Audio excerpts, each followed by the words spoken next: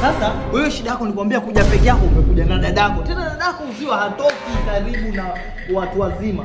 Wewe where are you coming from? Maneno mengi. Lipa hiyo bili twende. Ngoja, kwa nini bili nalipa peke yangu? Aloneta hapa nani? Sasa nisikiza basi bili na ndivyo mmekula Boss tafadhali. Bili yako inasoma 10,000 hapo. Yo. 10,000? Kwani hapa ni hoteli gani? Walipokuwa Ukuyue na hoteli gani unataka tupande kule? Na kama hana bili mwambie akachonge ziazi jikoni au shala zongo.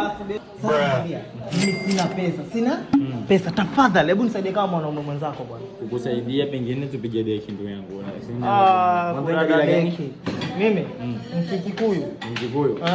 Kikuyu kwa sasa nchi ndugu yangu usinineneshe. Sasa simwache. Nyamaza, utalipa mwenyewe? Usiangalia bosi. Sikiza nikwambie. Sikiza nikwambie. Wewe umekuja hapa ni hoteli umekula. Mkikuyu usiitie ugumu mpaka kwenye hoteli kula rupi hapa. Angalia sikia, hakuna asiyekosa. Leo nisaidie, kesho ni wewe ndugu yangu. Kusaidia na yeye, twende chooni huko. Wewe chooni kufanya nini? Wewe chooni.